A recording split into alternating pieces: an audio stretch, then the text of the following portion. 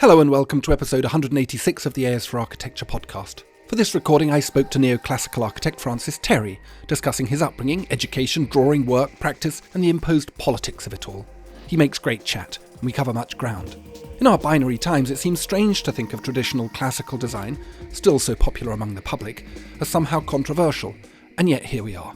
The institutional profession certainly seems to preference contemporary modernism. Look at all the prize winners. But perhaps this is hardly surprising given widespread disinterest in, and lack of practical knowledge of, the techniques and patterns of traditional design in architectural education. Classicism is, of course, tainted by its association to a certain politics. Modernism, by contrast, remains rhetorically linked to emancipatory social movements. Even so, whilst classicism retains its hold on the public imagination as rooted, reassuring and legible, architects like Francis, versed in the Doric and the Tuscan, in fluted shaft, acanthus leaves and egg and dart, in astragal, dentil and dome, remain very busy.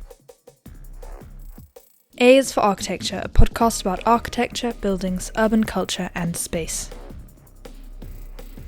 Hello and welcome to another episode of the A is for Architecture podcast. I'm delighted to be talking today to the architect Francis Terry. Francis, thank you for agreeing to do this, for taking the time. Pleasure. I hope so. I am interested in your body of work, and I'm interested in the story of the body of work. And obviously you are a noted neoclassical architect, and that from the position of university educator, this is an interesting and not uncontentious position to take, and I want to understand it better. But before we get to that, I would love to hear about you. Who are you and where do you come from? Okay, so my father is Quinlan Terry, and so classical architecture was very much around, and growing up I would sort of see him doing lino cuts and have a go myself quite often and cut my fingers in the process. And then we did lots of holidays to Venice, usually Venice actually more than anywhere else, but also other Italian towns. And me and him would sketch together from quite a young age. And that's was one of my sort of great pleasures, still is actually. And so I sort of knew about this, and in a way I was kind of thrown into that. I guess older listeners might remember the postmodern movement, but I went to the first Venice Architectural Biennale, where my father had a very small sort of exhibition of his work. And there was a sort of buzz about that sort of stuff in the early 80s. It was quite interesting. Anyway, I was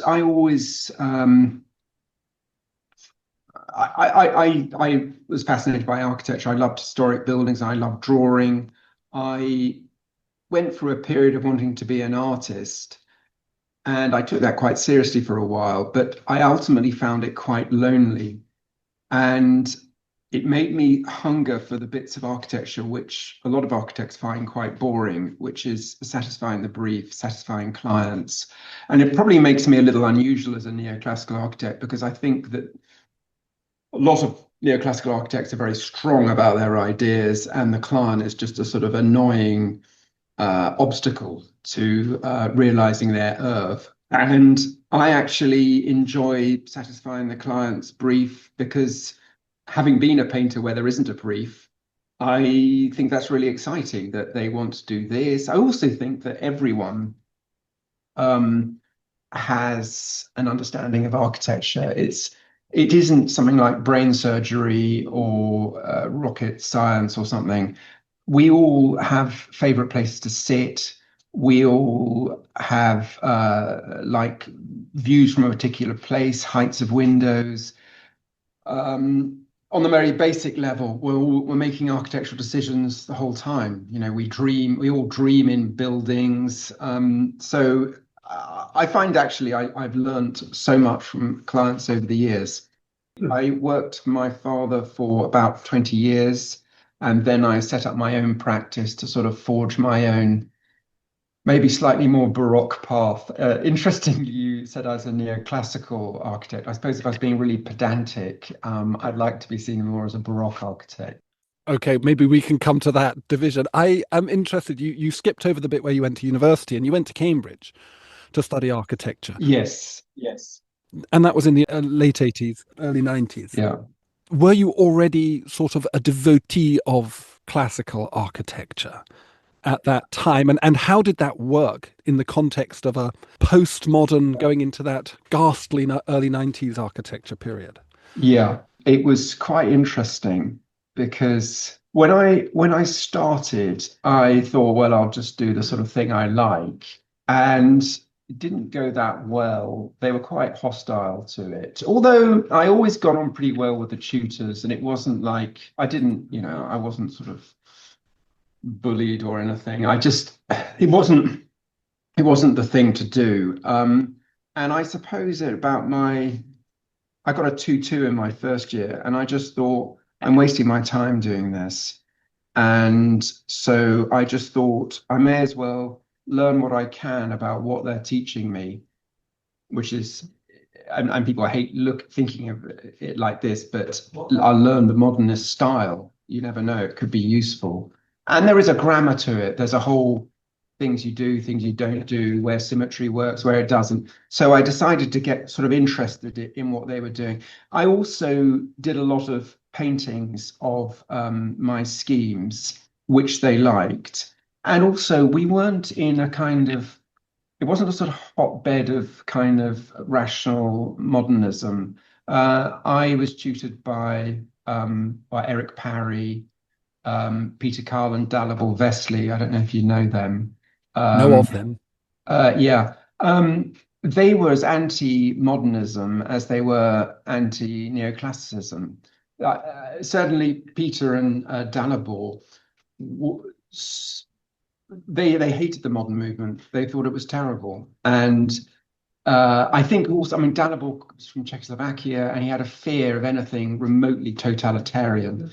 And he perceived that as even a grid was totalitarian. So all the buildings that came out of Cambridge at that time had this kind of skewed geometry. I mean, it's a little bit of a joke because I basically worked out in a diploma that I had to design in this particular rather strange style to do well. But there's a lot of classical architects who love sort of telling a hard luck story. I had a great time at Cambridge, and they did appreciate me. And funnily enough, I saw Dalibor shortly before he died, and I I said, he said, I asked him if he's familiar with my work. So I know exactly what you do, and he said, I like it, which I was slightly surprised by. And he said, the thing is, you're working in an architectural language that people understand, which I thought was really interesting. And I think people do understand the language of classicism, whether it's a prestigious building looks like a prestigious building on a very basic level, a humble farm building will look like that. Or in more extreme cases, where the Turin Shroud is this black space that throws a certain atmosphere out. It definitely is something that people understand it. Has that been the objective across your career? And I mean, I don't want you to put words, of course, into your father's mouth, but is that the objective with neoclassical architects, is to give voice to a kind of anti-esoteric?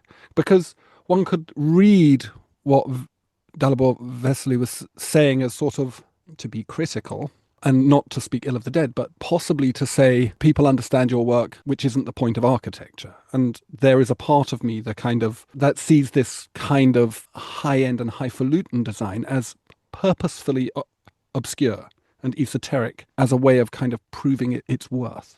Physics envy, they often call that. People, certainly in architectural sort of discourse, in writing, particularly, I mean, Dalibor was guilty of this, where they are actually saying something really simple, but in order to sound more academic, they make it in incredibly complex language, so that they don't, doesn't look like someone just pointing out the obvious, and you can justify having a PhD. I suppose I don't like.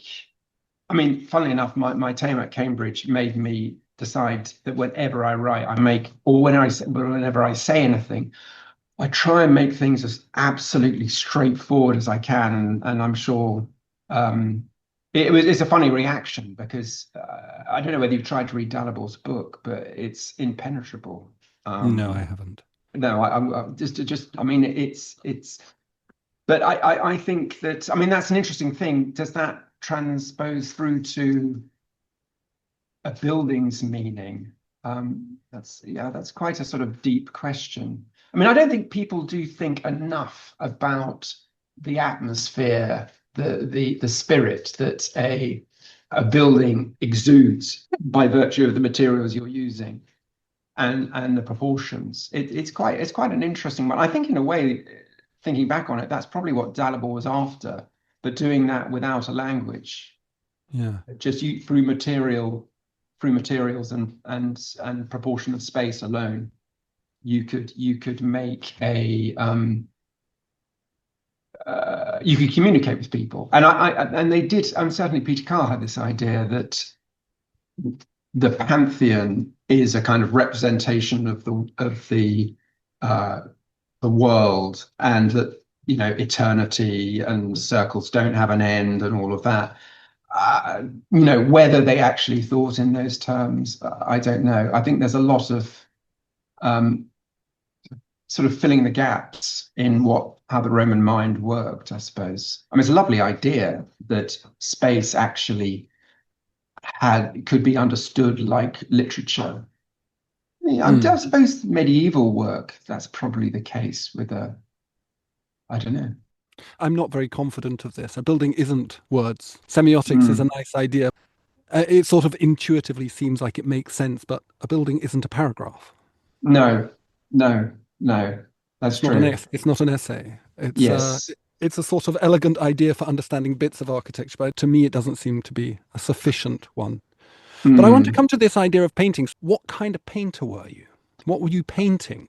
Um, well, my big hero, painting wise, was John Singer Sargent. And I went through a period of wanting to be a portrait painter, a bit like him, just setting my sights a little bit on the high side. And the result is I became like hundreds of portrait painters after him, a very bad, well, not a very bad sergeant, a kind of, B-level sergeant, which wasn't that satisfying. And you see the fluidity of how he paints, how he does hands. So I was in love with that. It really excited me. So that was my thing. And funnily enough, it's slightly unrelated to the architecture because as I said earlier on, my taste is for the Baroque, increasingly the English Baroque, which I'm not interested in English Baroque painting at all. So they're kind of from different periods, different intentions.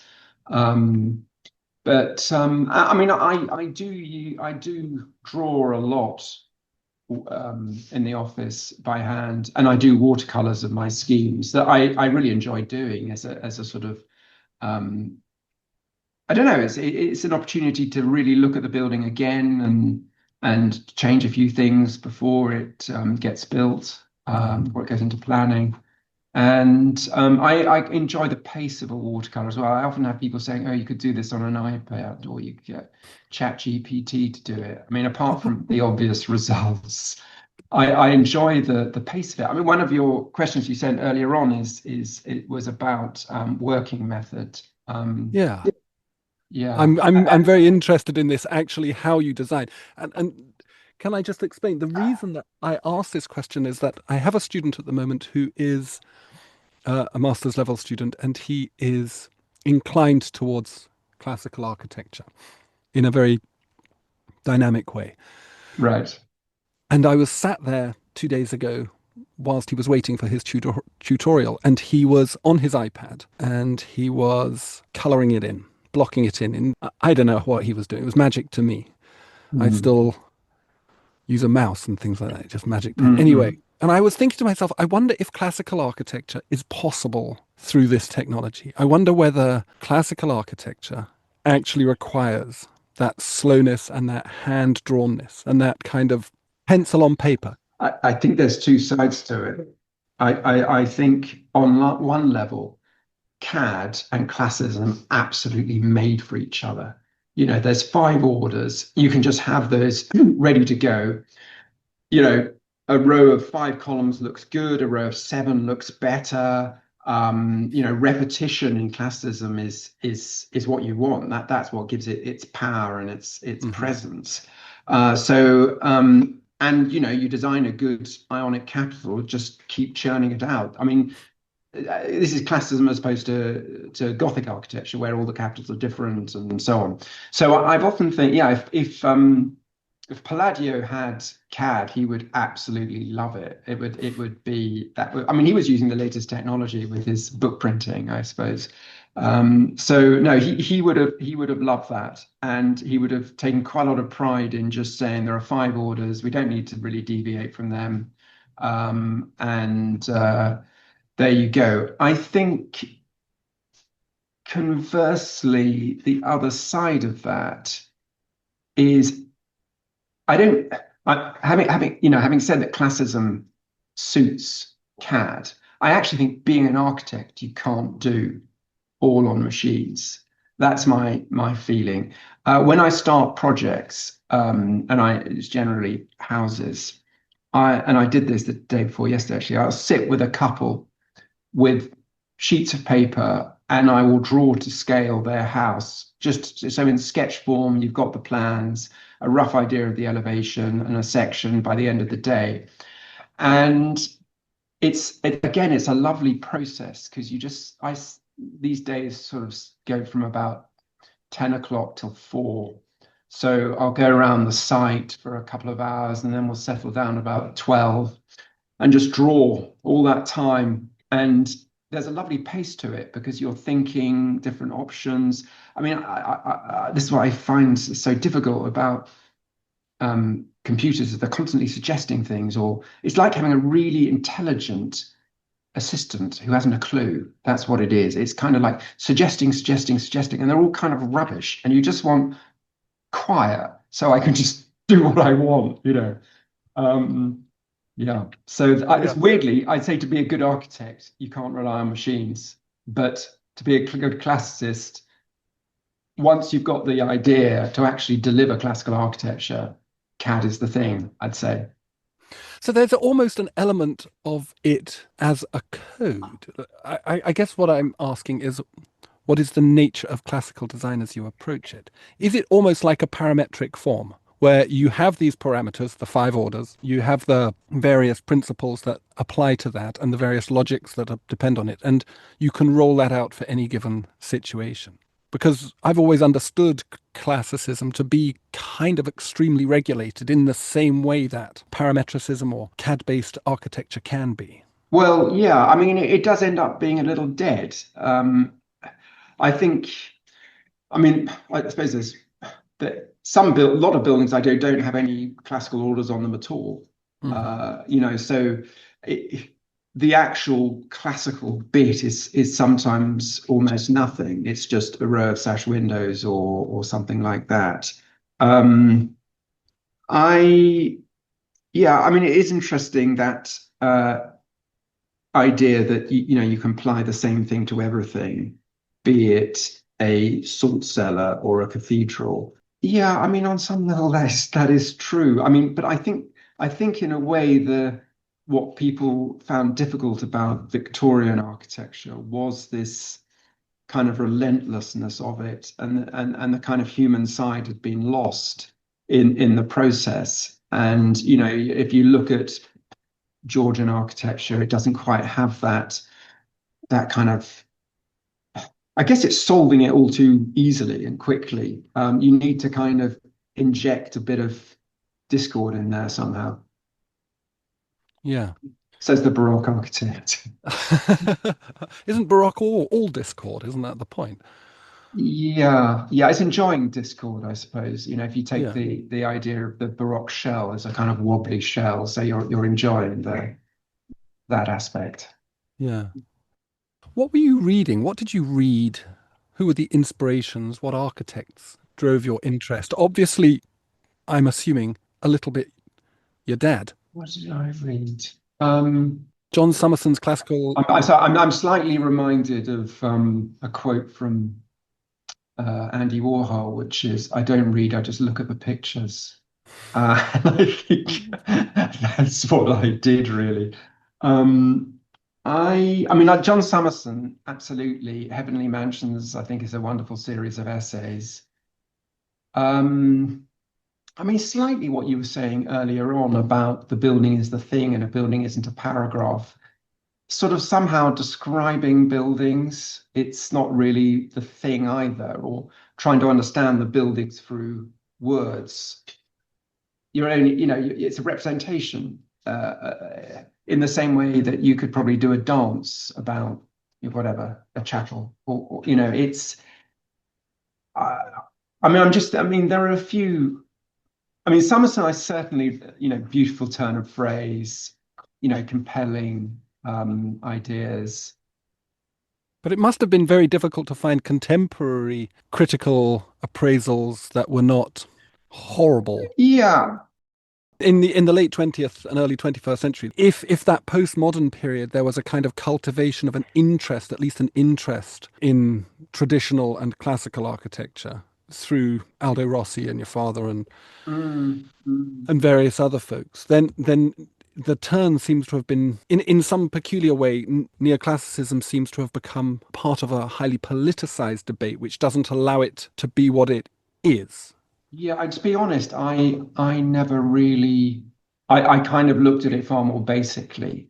I just thought these are buildings I like, and I want to reproduce them. I think in the same way you could probably see Sargent's paintings as highly political, but or whoever, Caravaggio, or yeah, I just like them, like the objects, and I kind of left it at that.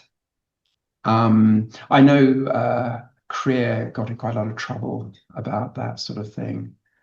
What about a political ambivalence? Well, no, he wrote a biography of Speer, Albert Speer, the which got him in quite a lot of trouble. Yeah, I mean, he kind of enjoyed courting controversy effectively. That's quite some controversy Yeah, to cause. absolutely. My I God, know, I know. go hard or go home. Yeah, yeah. One of the questions I put to you was around a very strong idea, which is to do with authenticity, that buildings should look like they are of their time. I'm not really sure what that means, but how would you Mm. respond to that? Yeah, I don't really understand it because anything you do is of your time. And this is, I suppose, it's quite self-conscious that what I do must look like I'm early 21st century. Funnily enough, I've got a whole book on late Georgian work, and it's surprising how much Gothic work there is in late Georgian, because most architects would say late Georgian is kind of John Soane and Wyatt and stripped down classicism, but they were all doing sort of baronial stuff. And I think you can't get away from doing something that is of your time, whether you like it or not. You simply can't do it. Hmm. Um, I almost feel an effort to be of your time is one step divorced from just doing what you want or what your client wants, which is genuinely of its time. It's not trying to be something. So, for example, if you were an architect, in taking the same analogy, if you were a late Georgian architect and you thought, I'm a late Georgian architect, this is all about John Soane, this is what I want, I must push my client to do a kind of Soanian thing, that would be slightly faker than actually just giving your client what you want, because that would really reflect the time. Does that make any sense? No, I understand that. I think that makes sense. But I guess the critique would be that, well, partly the architect's job is in a way to govern taste. And I know that sounds awful, but at a certain point, the client's needs and values are refracted through the professional competencies and visions of their architect, who they employ to improve their visions. Yeah, yeah. I mean, that is certainly true, that unlike painting, we all have to live with the choice that society makes for architecture. So, I mean, it is true to a degree. Mm.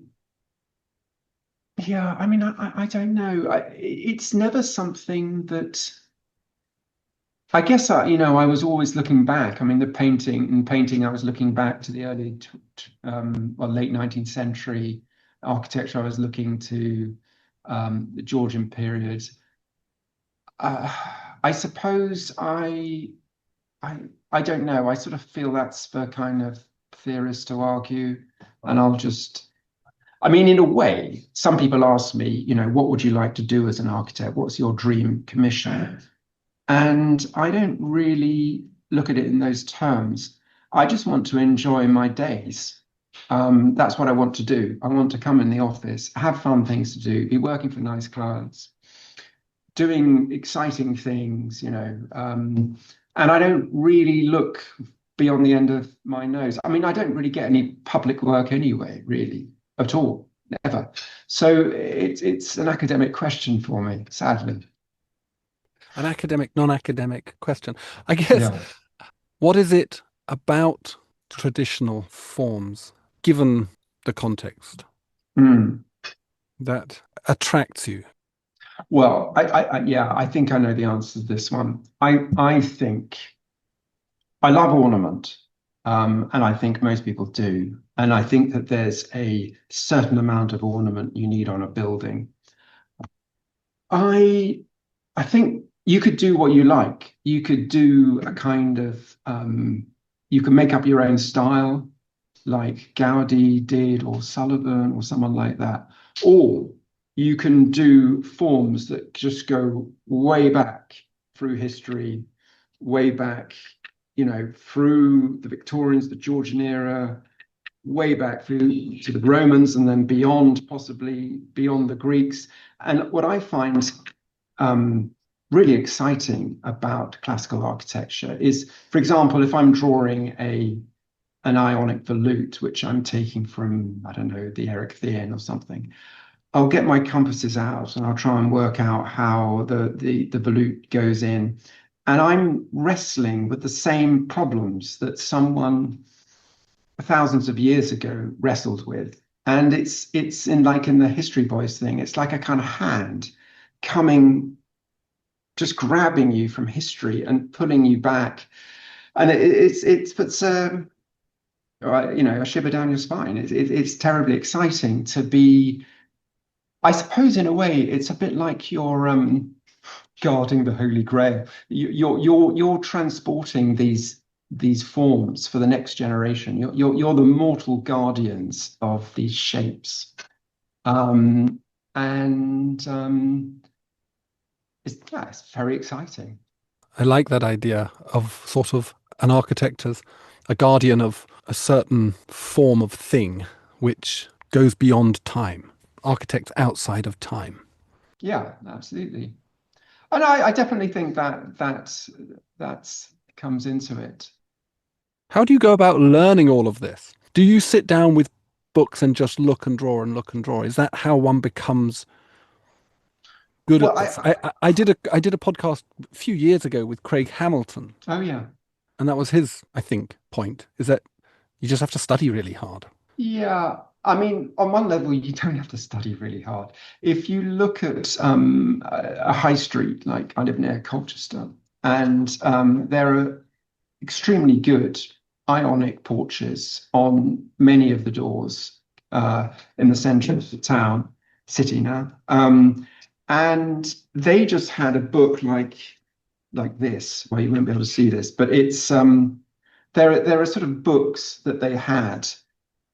Builders had them with the orders in. These were uneducated people, and someone would say, "I want a prestigious doorway," and they just flip through the book. There's, Ionic Corinthian, which do you want? And they pick one, and then these joiners would put together a door when they know nothing. They know absolutely nothing about anything. And I think, in a way, that's what I think is the amazing thing about classical architecture, is that it's a language that you don't have to be Michelangelo to use. I often like to compare the sort of pupils of Palladio versus the pupils of Le Corbusier. Everyone will say, "Oh, Le Corbusier was amazing," and to some extent they're right. But he gave birth to well, in my opinion, it's a terrible generation of architects.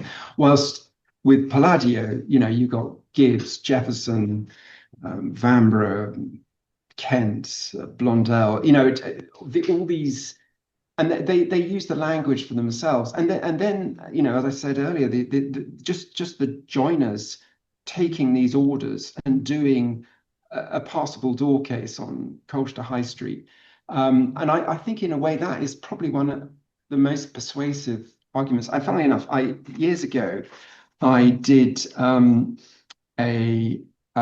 Tony Fretton asked me to come and help his students design a little classical temple. He just thought part of a student's education is that they should know classical architecture.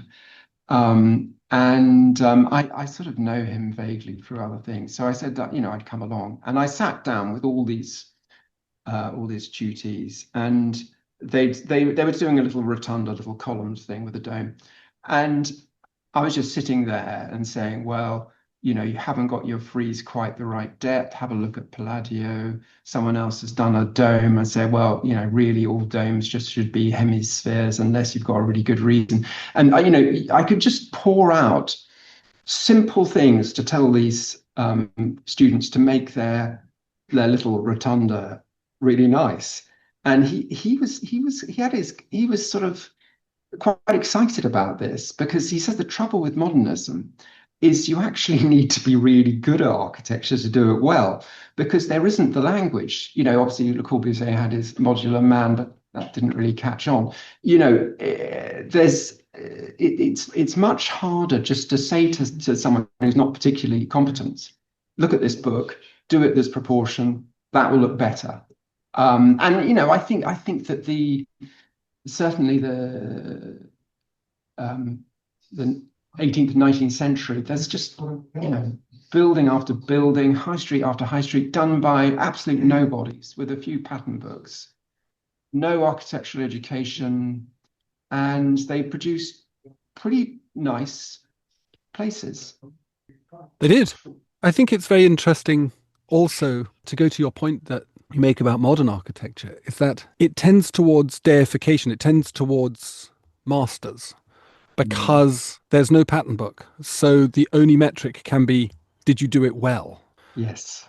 And so we have these heroic characters who did it well.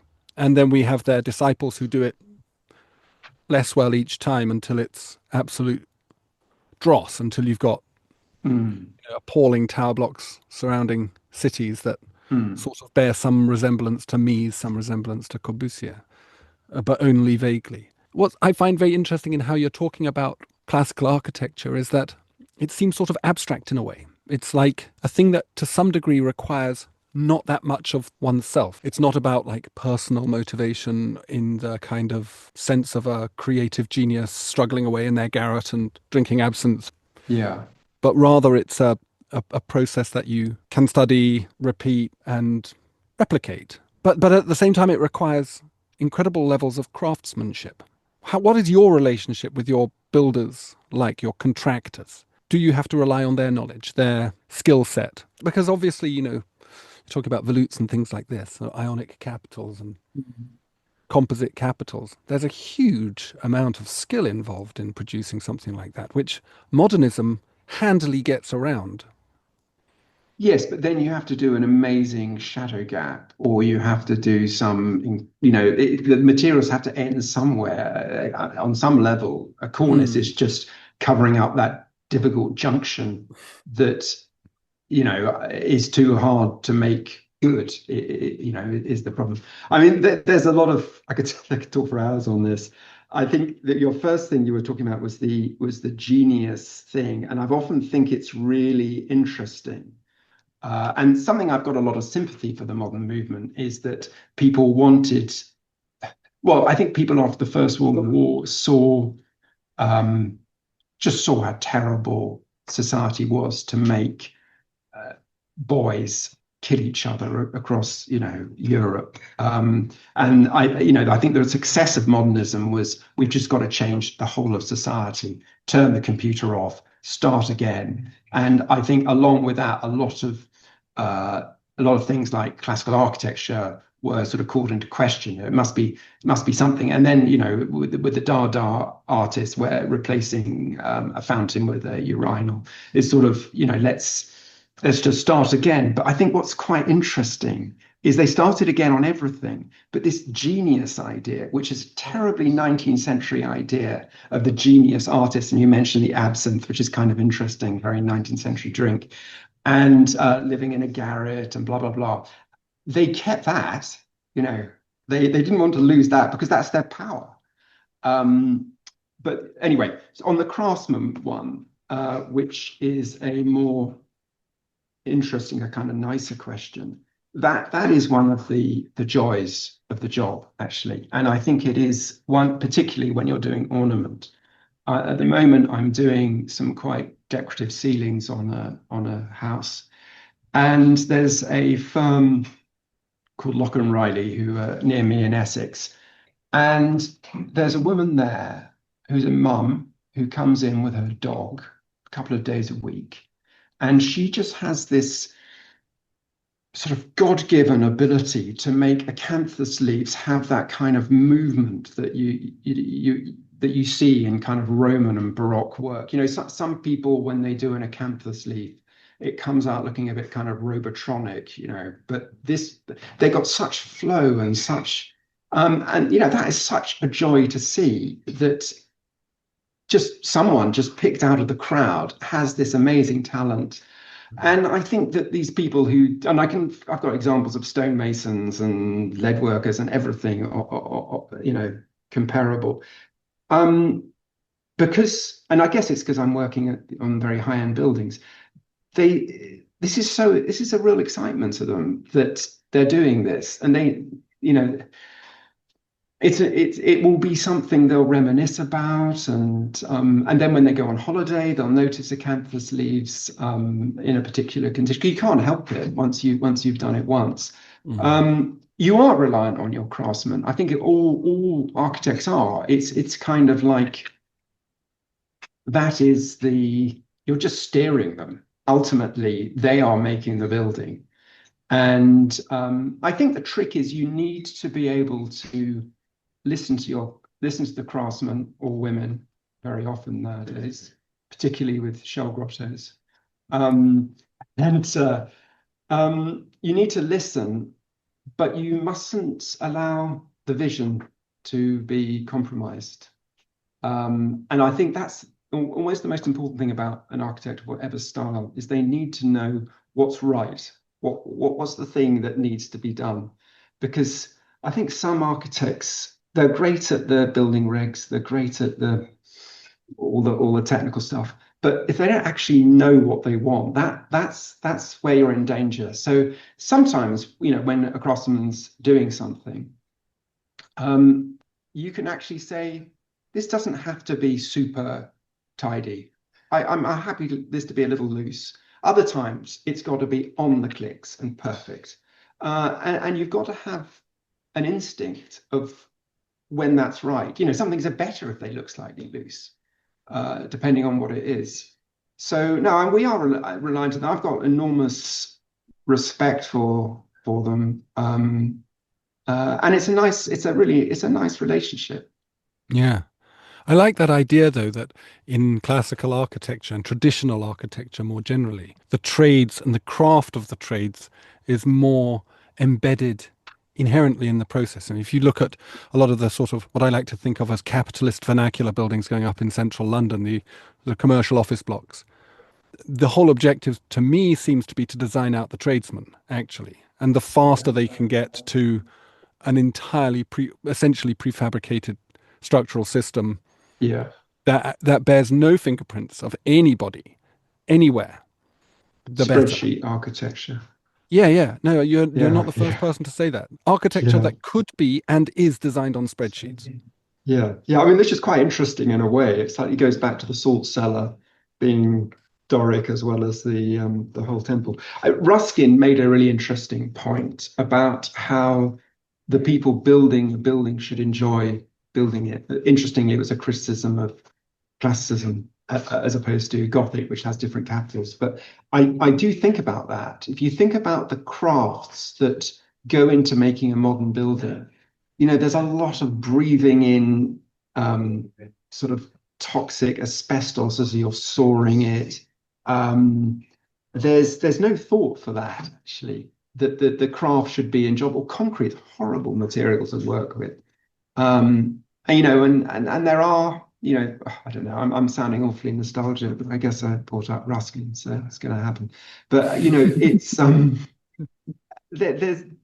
there's a kind of a pace and an enjoyment. Obviously, this is completely I'm being completely self-indulgent, but it isn't so different from people saying that an organic chicken is worth farming. Obviously, people need to eat, and you're going to have to cut corners in the same way that people need to live in houses. And it's an unfortunate sort of product of our societies. We can do things really cheap and easily, and so on. And it has a time, but I guess I sort of miss a world which was kind of more craft-based, more slower in a way. Yeah, I think everybody does. And I think that's what's interesting over doing this podcast over the years is seeing the actual connections between what might be seen as more traditional knowledges or ideas, which are now called conservative, and on the progressive wing of things, the deep green, the sort of super eco, have got quite similar thoughts. And it's a recurring theme. There's a wonderful book by E.H. Gombrich called The Preference for the Primitive, where he documents this in art history from the ancients, from the Greeks, how there's this cycle of return, this cycle of excess and return. And at points of excess, there's always this demand to go back to simplicity, authenticity, harmony, particularly harmony with the world. It's a very interesting thesis. Part of me thinks the sustainability story is that narrative again. And obviously, that's a terribly clunky, but also incredibly wordy segue into thinking about the sustainability of neoclassicism or neo-Baroquism.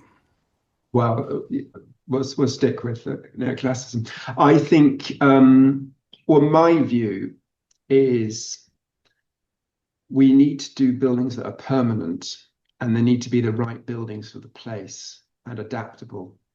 I think I think it seems madness to be, and that's in a way of some of the weakness of the more ecological buildings, particularly the building regs, is encouraging buildings that are made out of a very light, and they fall down. They will ultimately fall down. They're also made of stacks of different materials. So I think, if you think about recycling, you're always trying to get materials back to what they were: timber, stone. You look at a modern wall, you've got maybe met-sec interior, you've got insulation, you've got maybe a kind of brick that's sitting on little metal angles. You can't really recycle any of it. And I would prefer people would say, right, buildings are environmentally costly. Do the right building for the right place. Don't satisfy the brief too closely to one particular person. Make things adaptable. An office building can ultimately be a flat. How high should it be for this part of the town? How many staircases does it need to work for both? There's still going to be humans who use it, whether it's an office or a house. So floor heights can be the same, and steps and risers can be the same. So I'd be far more interested in, not worrying about the individual buildings, but making them incredibly good quality and permanent, making them last hundreds of years, which we can do. And so many buildings are just built for 50 years. It's expensive though, isn't it? It is expensive. Yeah. That is. Or insulation. It's just, I don't know. I mean, I'm not sure I'm going to win many votes for this, but I think that buildings are so massively insulated, and the air tightness of buildings, it's getting absurd where you're having to have air bricks to allow a specified amount of air to go through the building. I think I don't know. I think people should be used to living in colder houses. That's definitely sure. I mean, I was listening to a podcast with some young guys who were talking, and it's just natural just to change into shorts when they come home. I mean, that's unthinkable. I was brought up in a house with no central heating. I think we need to be, well, wear jumpers, get used to being a bit cold. I think this heating the building as opposed to heating the person is quite a bad idea. Maybe they should concentrate on that a bit more. It's quite actually good for you to be in a cold house. Is it? I'll try and tell my children that, because my house is really cold. It's really good for them if they like, all this cold baths and things like that. Then, yeah. You do work in and around Poundbury. Yeah, I've worked on Poundbury. Will that win in the end? Is the future Poundbury? Well, what's the competition is what I ask. People often compare Poundbury to some little sort of cute Cotswold village, but you're comparing it to the kind of history of new towns. And I don't know. I mean, I think it's a pretty pleasant place to be. I mean, I don't know. I wouldn't mind living there, to be honest. I think it's it's a bit fake, but so is Port Merion, which is about the most important tourist attraction in Wales. It's got a sense of place. I think it needs a bit of time to bed in. I mean, funnily enough, the king, when he was prince, took great care to ensure there's lots of local office spaces, lots of local light industry. And so the percentage of people who actually live near where they work is very high. And I think I mean, I don't know that I didn't really go into the detail of it, but I think it's hugely successful on a lot of levels. I mean, it's slightly difficult because it is the prince's little village, and there's a premium on the house prices. And the king was always keen to pepper social housing within expensive housing, so you can't really tell the difference, rather than the classic developer thing of having zones. So it is doing a lot right. I think building a new town is really difficult. I mean, name a good new town in a way. It's hard. I mean, funnily enough, Wythenshawe in Manchester's not bad. Okay, I don't know. It's got a George Pace church, and it's got a Gilbert Scott church, if I remember rightly, in the middle of it. Certainly, those ones quite close to the post-war period, they were generous. If you compare it to even the commercial house building stuff. I think it's really, really hard to do a new town. You're battling against so many things: traffic, cars, and they can look a little kitsch, but to be honest, it doesn't worry me that much, really. I've never been to Port Merion, but people seem to love it.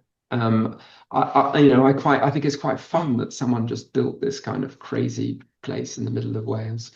I don't know. I think people always talk about placemaking, these sort of cliched words, but you sort of do need something a little bit crazy to make the place sort of memorable. Yeah, the Georgian squares of London that we now love and are embedded in the city must have been pretty weird when they were just built. Oh, that's true. It's true. I wanted to ask you to kind of think about how you see the future of architecture panning out, just to finish.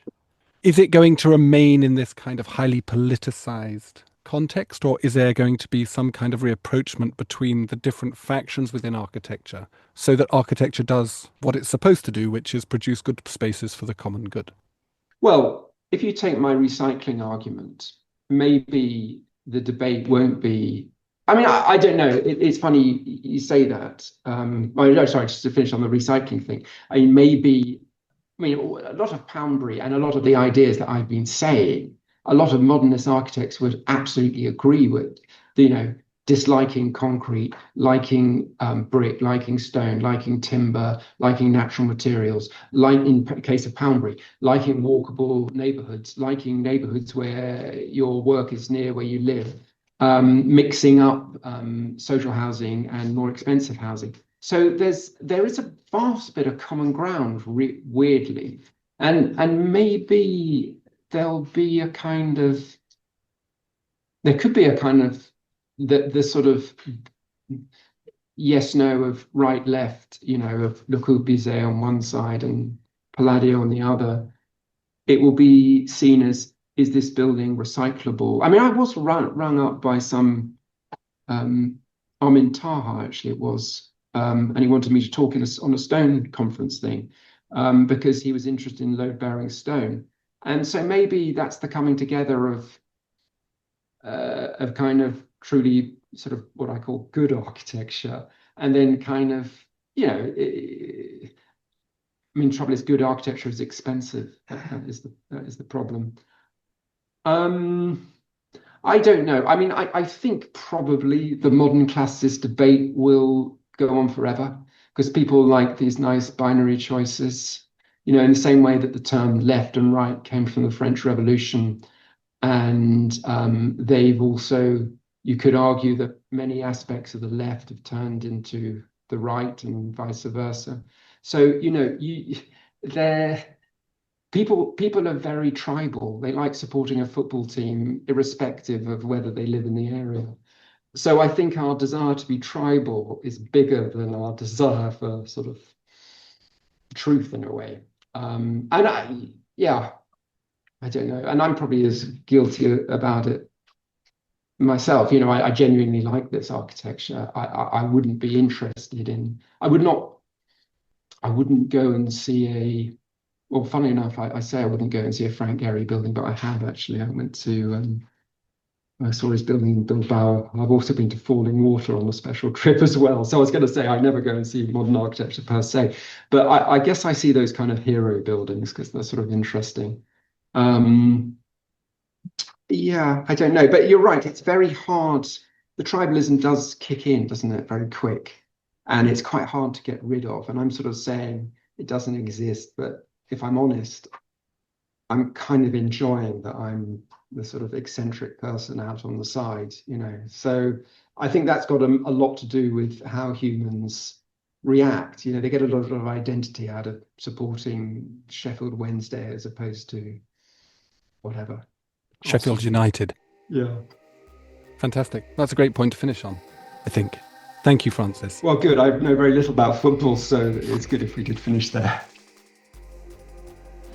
O thou newcomer who seek'st Rome in Rome, and find'st in Rome no thing thou canst call Roman, arches worn old and palaces made common, Rome's name alone within these walls keeps home. Behold how pride and ruin can befall one who has set the whole world 'neath her laws, all conquering, now conquered, because she is time's prey, and time consumeth all. That's the opening salvo from Ezra Pound's mesmerising sonnet Rome from 1912. Vanity of vanities indeed.